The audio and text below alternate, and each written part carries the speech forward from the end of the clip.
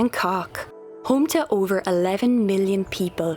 A sprawling metropolis with a mix of modern and traditional architecture. Bangkok is where people generally begin or end their time in Southeast Asia. I've come here for the first time 3 months into my trip, and I can't wait to explore this highly anticipated city.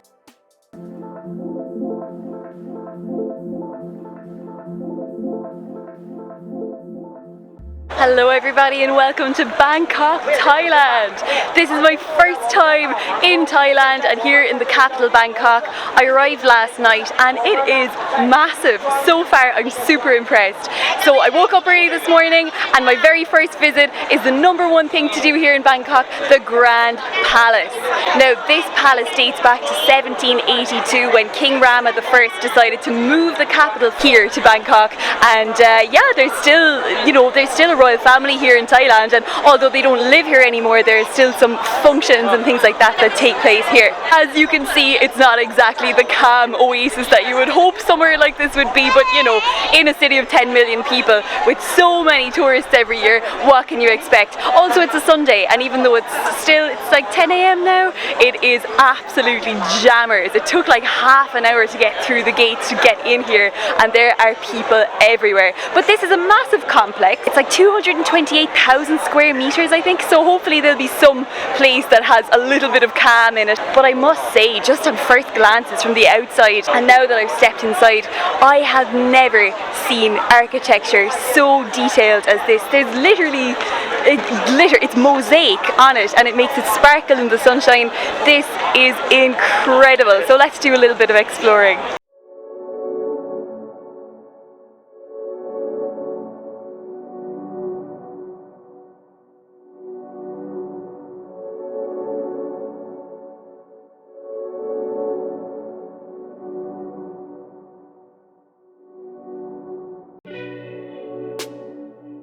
This place is absolutely incredible, and you can see as well that there are many temples in the area, so it's not just a palace or a former palace of the royalty here. It's still a temple, so people are still making offerings and things like that, which is really interesting to see. It's a Buddhist temple. Thailand is primarily a Buddhist country, even though there are other religions here as well, and I just still think it might be the most amazing architecture I've ever seen, which is a lot, but I'm so impressed. I've never seen anything like this before.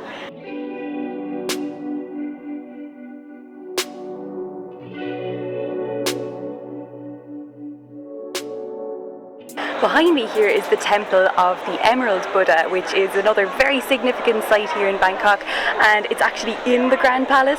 So when you get your ticket, it is quite pricey. It's 500 baht, but it also includes this temple. Now I went in, you're not allowed to take pictures or videos, and honestly it was so packed that I could barely see the Buddhas anyway. It was a beautiful building, but you were just kind of shoveled through, you couldn't stop. It was actually nearly hard to breathe. There were so many people here, so I don't know, maybe come a little earlier or a little later. Behind me here is the throne hall, and this is the biggest by far building here. I guess this is what you would expect the palace itself to look like instead of the temples and that. But it's a bit confusing if you're here because you actually have to go out through the exit to get to this part where the rest of it is, and it's huge. It just keeps going. So I'm going to keep having a look, keep walking around. The map is a little confusing. I'm just not that good at reading maps, and we'll see where we end up.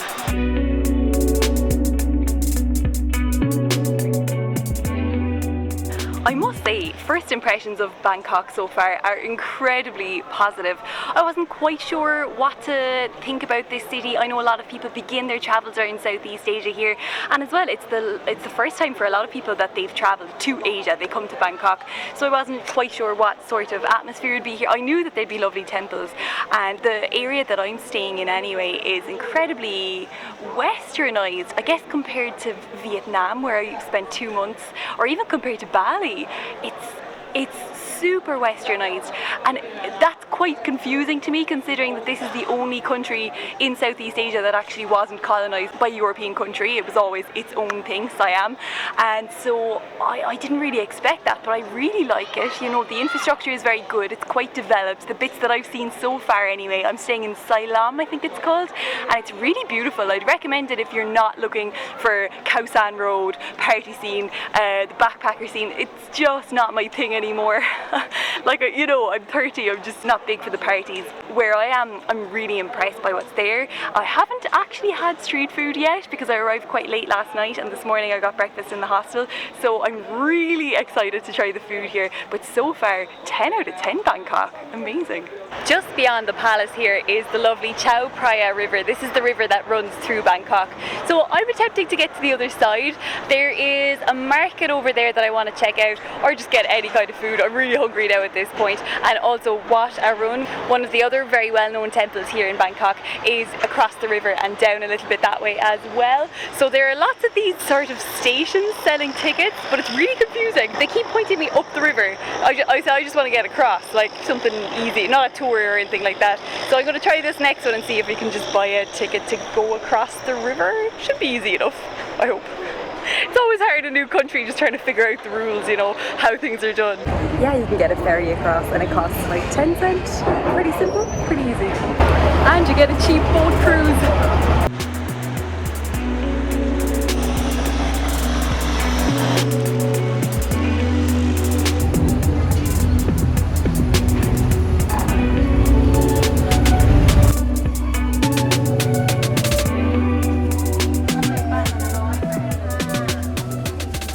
So I'm in that market now. Wan Lang Market it's called, I think, is how you pronounce it, and it's pretty local. Not a huge amount of food at this time of the day. It's kind of in between lunch and dinner, to be honest. I'm having a late lunch, but I just came across this little food court place, pretty local, and got some kind of Thai green curry, I think. Just pointed out a picture of something. My next visit was to Wat Arun, also known as Temple of Dawn. Wat Arun is named after the Hindu god Aruna, even though it is a Buddhist temple.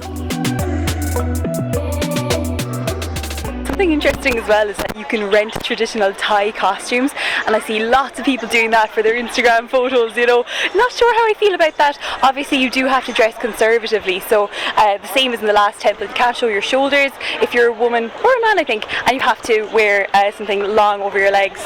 Yeah, the light now, because it's late afternoon, is falling really well on this temple. It is amazing.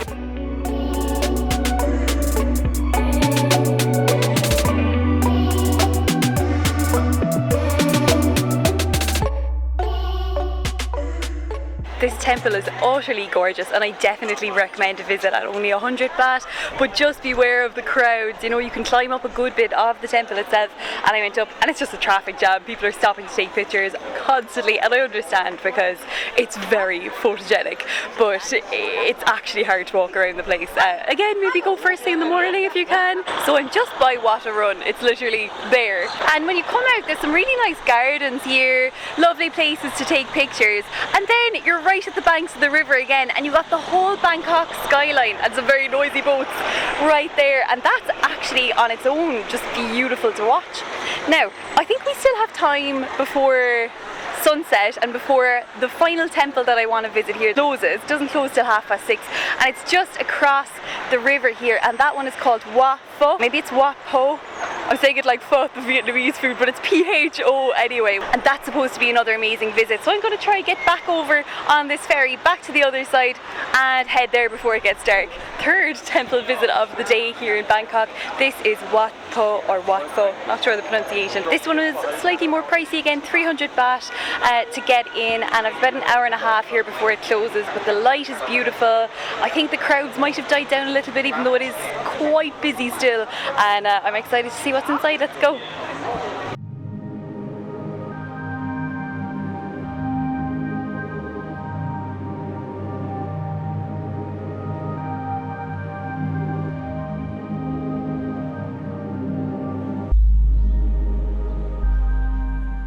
This temple is particularly known for its reclining Buddha. So you've probably seen pictures of this reclining Buddha online, 46 meters long, which is incredible. So I'm gonna go inside and check it out now. I'm not sure if you're allowed to take pictures inside or not. Let's see. Well, that temple with the reclining Buddha is certainly worth a visit, and there are people practicing their religion there as well. You know, it's a working temple. People putting little coins into these baskets, or yeah, these kind of bowls almost as they go. Really interesting. It was beautiful just walking around. Again, very busy with people taking photos and things like that, but that's to be expected in such a touristy place.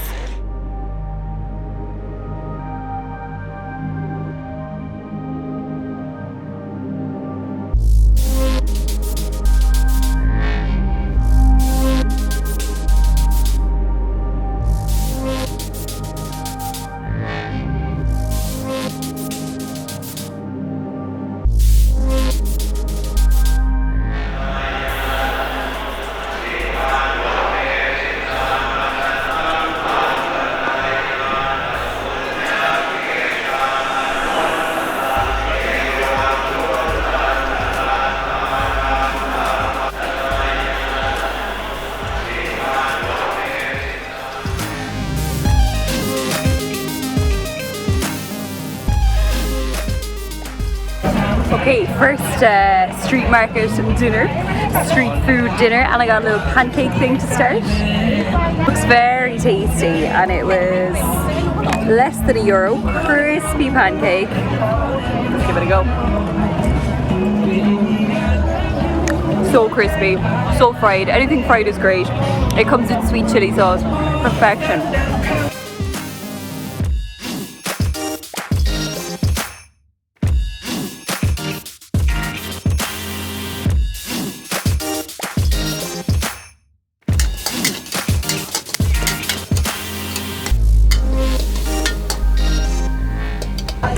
Second dish is a classic pad thai. I'm so excited to have pad thai in Thailand.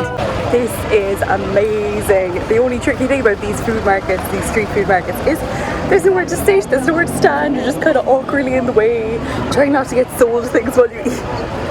I guess some places do have seats, but not in this one anyway. I just stumbled across this one, to be fair, with the pad thai. It has those glass noodles, which I wasn't expecting, and it is so flavoursome. Not spicy, but full of flavour, packed full of flavour. I'm delighted. I spent the next day checking out more markets, and I came across the beautiful Prasuman Fort. For sunset, I hopped on the public ferry which goes down the river, boasting the best views of Bangkok's skyline.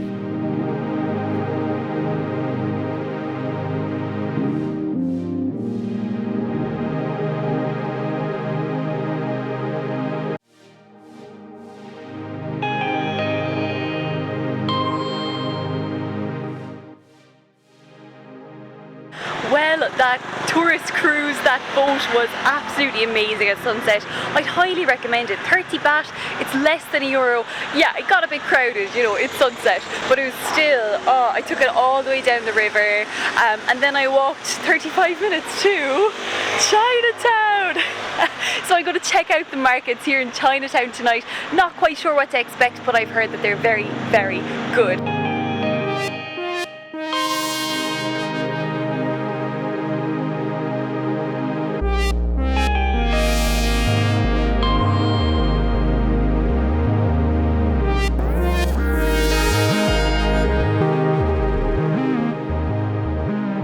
So in true Chinatown style, I got dumplings tonight. I got fried dumplings, fried chicken dumplings. They look so fresh, delicious. They're made right in front of me. There's chives and spices in there as well. Divine.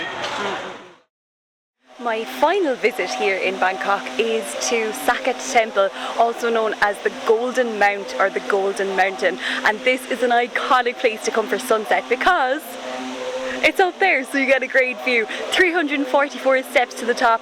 Let's go.